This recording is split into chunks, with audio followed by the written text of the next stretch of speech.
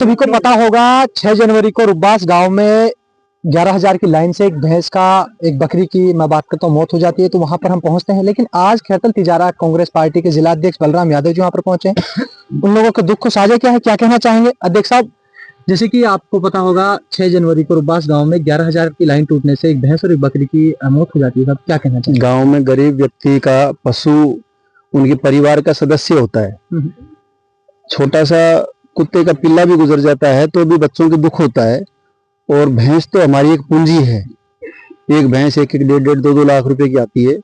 और आज के दिन में बकरी और भैंस आजीविका का साधन है किसान का। और बिजली विभाग इतना लापरवाह है कि यहाँ इतनी नीचे लाइन गई हुई है और उसमें रोजाना की आए दिन घटना घटी है। पहले भी कोई 4 भैंस मरी थी, उसके बावजूद बिजली विभाग के कान पे जू नहीं रहेंगी और किसान परेशान होकर के ना डोल फिर करके अपने घर बैठ गए आकर के। इन्होंने कोई चेंज नहीं किया। अगर ये लाइन शिफ्ट उस टाइम कर देते तो आज ये 2 पशुओं की जान नहीं जाती।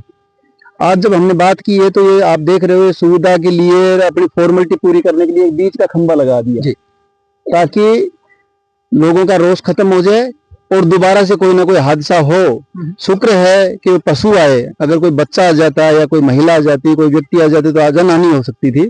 अभी मैंने आईएन से बात की है, इस लाइन को या तो शिफ्ट करवा दें, वरना हम विपक्ष के लोग हैं। अभी हमारे पास एक ही हथियार है, आंदोलन, धरने, प्रदर्शन। मैंने आईएन साहब से कह दिया है इस लाइन को शिफ्ट करवाओ ताकि जनहानि होने से बचे और इनका मुआवजा मिले। जो भैंस और बकरी मरी है उसका भी मुआवजे के लिए अपील आईएन साहब से कहा है कि आप उसको भेजो और ताकि इनको कुछ राहत मिले।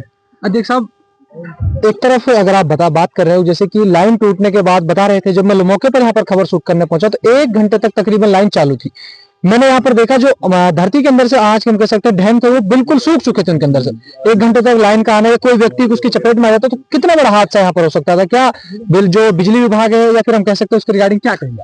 बहुत ही लापरवाह प्रशासन है और जवाबदेही नहीं है इन लोगों की। अभी जब मैं गाँव वालों से मिला हूँ तो ये भी कह रहे हैं कि लाइनमैन ही अगर चाहें तो शिफ्ट कर देंगे, लेकिन लाइनमैन ही लाइन काटने के नाम पे, बिजली देने के नाम पे, बिजली काटने, बिजली छोड़ने के नाम पे, 1 घंटे पानी पीने के नाम के पैसे ले रहे हैं। इसका मतलब भ्रष्टाचार जड़ तक बैठ चुका है बीजेपी सरकार में। जो एक लाइनमैन क्या रहता है, कोई गांव का कर्मचारी रहता है और आईएन जेईएन को सारा पता रहता है कि स्टोर कीपर को कितने पैसे लाइनमैन से लेने हैं। वो लाइनमैन के पास पैसे नहीं जाते, वो कमीशन आईएन जेईएन एक्सीएन सब तक जाता है। मैंने पहले भी एक बार अलवर मीटिंग थी, भारत जोड़ो यात्रा के बाद में कई अधिकारियों ने मिले थे बीजेपी सरकार बनते ही, और स्टोर कीपरों की शिकायतें आ रही थी कि वो 500, 1000 रुपये कमीशन लेके क्या बिल देते हैं। जिले में बड़ी समस्याएं आ रही हैं कि बिल भी नहीं देते ये लोग, पैसे भी ले लेते हैं। शिफ्टिंग के नाम पे तो कई साल लोग चक्कर काटते रहते हैं। आज ज्यादा बड़े चीजों में मैं नहीं जाना चाहूंगा। मेरी पीड़ित परिवार के साथ में गहरी संवेदनाएं हैं क्योंकि इन्होंने जो गांव में आजीविका का साधन है वो भैंस बकरी होती है, दूध बेच करके नार, इनसे घर खर्च चलता है। घर वाले भी सब और जो एक बुजुर्ग अम्मा है वो हार्ट की पेशेंट है। भैंस मरने से तो परिवार में ऐसा लगता है कि जैसे परिवार का कोई सदस्य चला गया हो, और जमा पूंजी रहती है वो भैंस और गायों पे, बकरियों पे लगाई जाती है, उसी से उनकी आजीविका चलती है। वो भी बीमार है और परिवार में मैं देख रहा हूँ मातम का सा माहौल है। और ये बात 6 तारीख की है और आज तारीख हो गई 1 फरवरी, मतलब ये लगाओ तकरीबन 26 दिन बीत चुके हैं, कल महीना ही बीत चुका है। और महीने भर में अधिकारियों ने सिर्फ ये खंबा गाड़ करके तीसरी कर ली। इसका मतलब उनका मन नहीं है ये शिफ्टिंग करने का। अगर शिफ्टिंग नहीं की तो मैंने अभी आईएन साहब से कहा है कि 5 दिन के अंदर अंदर शिफ्टिंग करवाओ, वरना हम हजारों लोगों को लेकर के ना एससी के, एक्सीएन के गेट के ऊपर धरने पे बैठेंगे।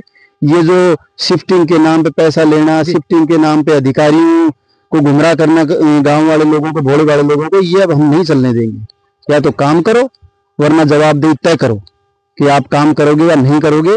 आम आदमी बिजली का बिल भरता है, लाइन के पैसे देता है, डिमांड नोटिस जमा करवाता है, ट्रांसफार्मर भी फूक जाता है, तो फर्ज बनता है कि 72 घंटे के अंदर अंदर उसका ट्रांसफार्मर दिया जाए। लेकिन ये 72 घंटे की बजाय 72 दिन तक ट्रांसफार्मर नहीं देते हैं। इन सब के खिलाफ अब मैं पूरा प्रशासन के खिलाफ हम अभियान चलाएंगे। और जिले में कहीं भी कोई समस्या होगी तो मैं जिलाध्यक्ष होने के नाते और विपक्ष की भूमिका निभाने की मेरी पूरी जिम्मेदारी है। मेरे साथियों के साथ में मैं हर जगह जाऊंगा और प्रशासन को चुस्त और दुरुस्त रह करके ना काम करना पड़ेगा। अगर नहीं करेंगे तो हम उनसे जवाब मांगेंगे, उनके राजी नहीं तो कॉलर पकड़ के जवाब मांगेंगे। तिजारा पंचायत समिति के उप प्रधान दयाराम चावड़ा जी हैं।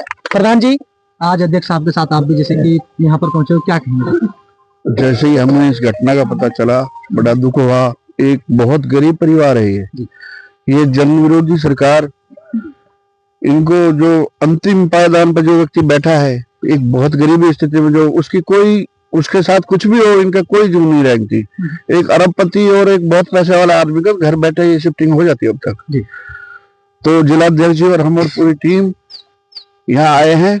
हमें बहुत दुख है इस घटना का, और आईएम साहब से बात हुई है तो हमें उन्होंने टाइम दिया है कि कल या परसों में शिफ्टिंग करा देंगे। नहीं कराते हैं तो एससी एक्शन और हम सब जगह धरना देंगे, और ये काम जब तक नहीं हो जाता है हम इसकी देख रेख में रहेंगे। इस परिवार की, इस गरीब परिवार के साथ पहले भी इसकी 2 भैंसें देखो जी, ये लोगों ने फोटो दिखाया है, पहले भी 2 भैंसें मर चुकी है।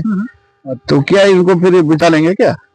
दयाराम जी, एक तरफ आप बात कर रहे हो कि पहले इनकी 2 भैंस तकरीबन मर चुकी हैं, जैसे कि बात कर रहे हैं।